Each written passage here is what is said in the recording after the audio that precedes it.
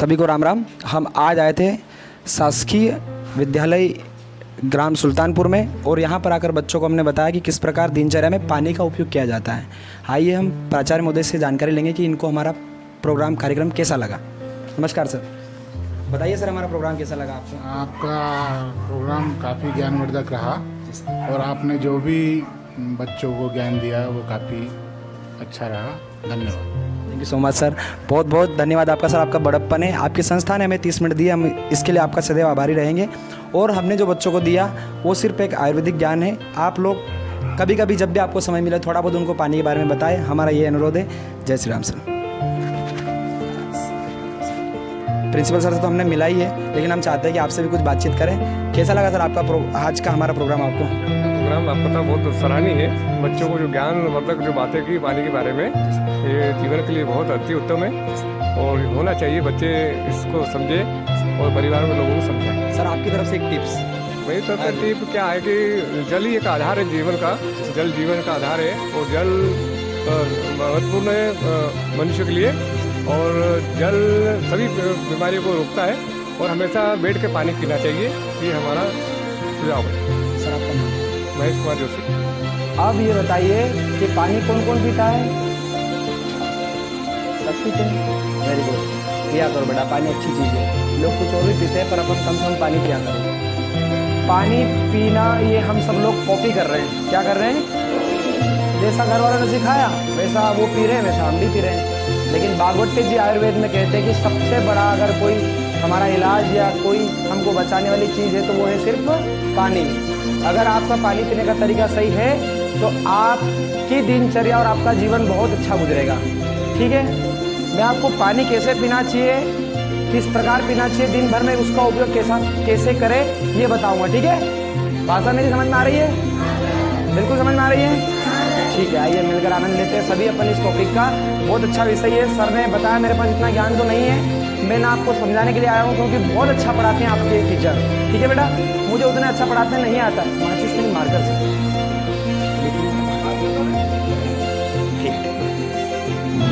बेटा, मुझे इतना अच्छा पढ़ाना भी नहीं आता है। सर बहुत अच्छे पढ़ाते हैं, मैं इतना पढ़ा लिखा भी नहीं हूँ, पर मैं जिस संस्था से आया हूँ उसका मेन उद्देश्य यही है कि आप लोगों को ये बताना है कि पानी कब और कैसे और किस प्रकार पीना चाहिए। ठीक है, एग्री हो सभी? मेरे साथ तैयार हैं? आइए मिलकर हम समझते हैं कि पानी कब और कैसे पीना चाहिए।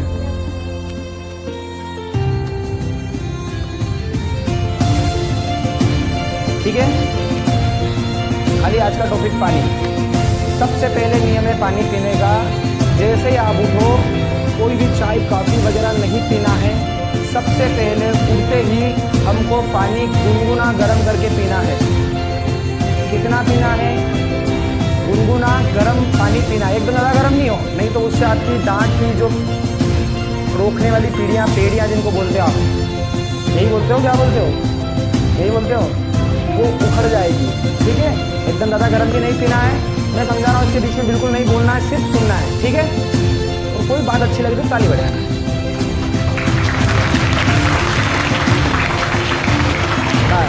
वेरी गुड, बहुत अच्छे बच्चे हमारे सुल्तानपुर के, बहुत ही अच्छे। और आप लोगों को मैं तो जान रहा हूँ, जिन स्कूलों में जाता हूँ यहाँ पर मुझे अनुशासन भी बहुत अच्छा लगा। इसके लिए ताली बजा लीजिए।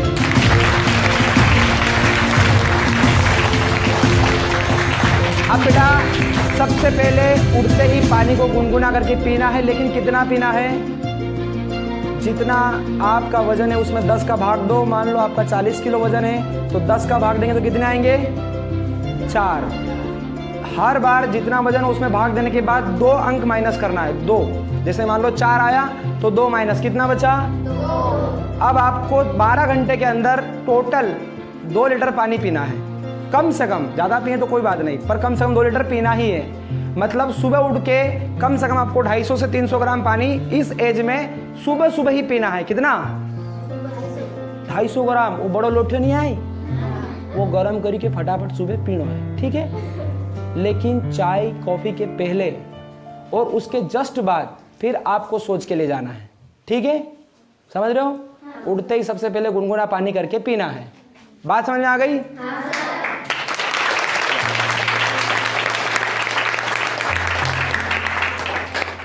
अगली दिनचर्या में हम आगे बढ़ते हैं। सेकेंड टाइम पानी का आता है खाना खाने के समय। उसी समय पानी पीते हैं आप लोग? अब कभी भी खाना खाने के जस्ट बाद पानी नहीं पीना है। आज से हमारे शरीर में जब पानी जाता है तो आमाशय में जाने के बाद वो भोजन को जठर रस जो मिलता है उसको शांत कर देता है। जैसे हम भोजन करते हैं उसके बाद तो वो भोजन सड़ जाता है, पचता नहीं है। फिर हमें पेट से संबंधित लगभग 104 बीमारियां होती है। कितनी? 104।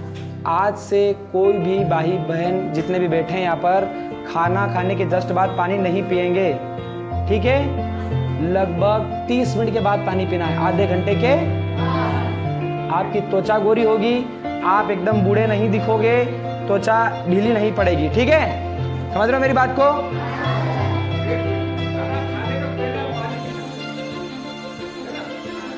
लेकिन वो भी थोड़ा सा, ज्यादा नहीं, ठीक है? ठीक है, वेरी गुड।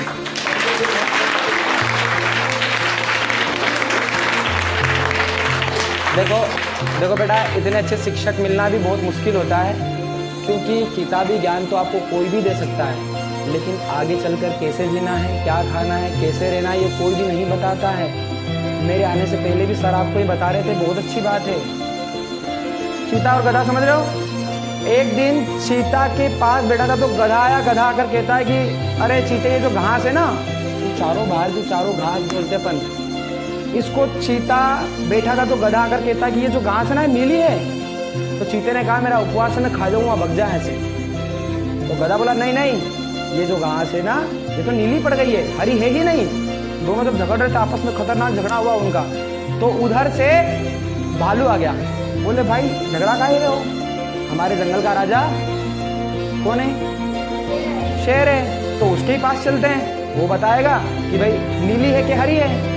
अब गधा और चीता दोनों शेर के पास गए। जाने के बाद पूछा कि भाई क्यों झगड़ा रहे हो? बोले बस इतनी सी बात है राजा साहब कि ये गधा मान नहीं रहा है, ये कह रहा है कि ये घास नीली है और मैं कह रहा हूँ कि घास हरी है। तो बोले ये बात है। थोड़ी देर शेर ने सोचा, इधर उधर टहला और गधे को बोला कि तुम जाओ। गधा चला गया और चीते को 4-5 कोड़े लगवाए। तो चीते ने कहा राजा साहब आप भी पागल हो गए हो, आपको भी नहीं दिख रहा है ये घास हरी है नीली नहीं है, आप मुझे ही मार रहे हो। तो शेर ने चीते को पास में बुलाकर कहा कि मैंने तुझे इसलिए नहीं मारा कि तू हरी और नीली में फर्क बता रहा है, मैंने तुझे इसलिए मारा कि तू बात गधे की कर रहा है, तू झगड़े गधे से कर रहा है। इसलिए अपने जीवन में अगर कोई गधा आपको मिल जाए तो उससे उलझने का वो क्या नीली क्या हो नीली, झगड़ा करके अपना समय बर्बाद। आप स्कूल में आए हो शिक्षा ग्रहण करने के लिए, इधर उधर दौड़ने के लिए आए हो क्या? जब भी समय मिले अपने आप को एकाग्र करो, किताबों से जोड़ो, सर से नया नया ज्ञान लो। जो चीज़ आपको समझ में नहीं आ रही पूछो। अगर कोई बताने से मना कर रहा है क्या आपको? अभी तक बोला सर ने कभी कि मैं नहीं बताऊं? तो फिर आपको इतना प्रेम करते तो आप क्यों नहीं करते हो? बूढ़े हो जाओगे तब करोगे? फिर आपको अपने शिक्षक को पूर्ण सम्मान देना है, ठीक है? ताली बजाइए अपने शिक्षक के लिए।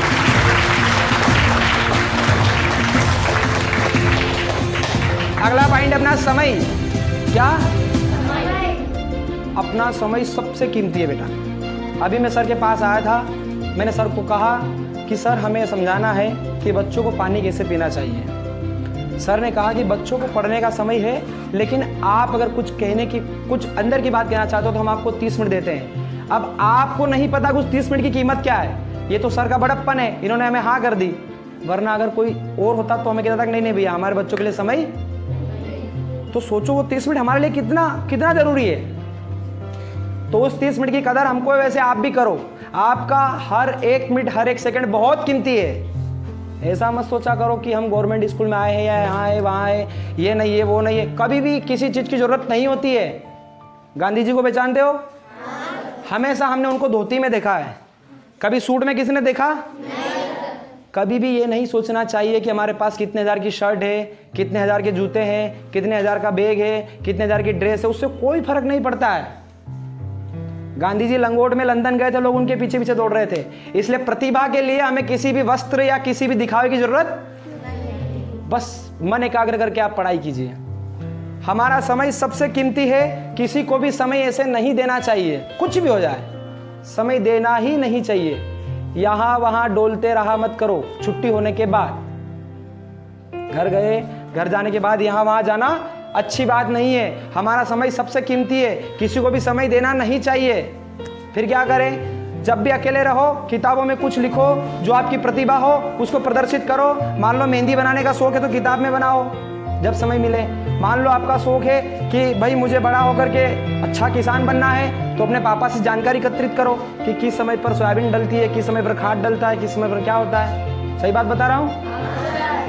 हर चीज अभी से पूछते रहा करो, एकदम कुछ भी समझ में। ठीक है, जोरदार तालियां अपनी स्कूल के लिए बजा लीजिए।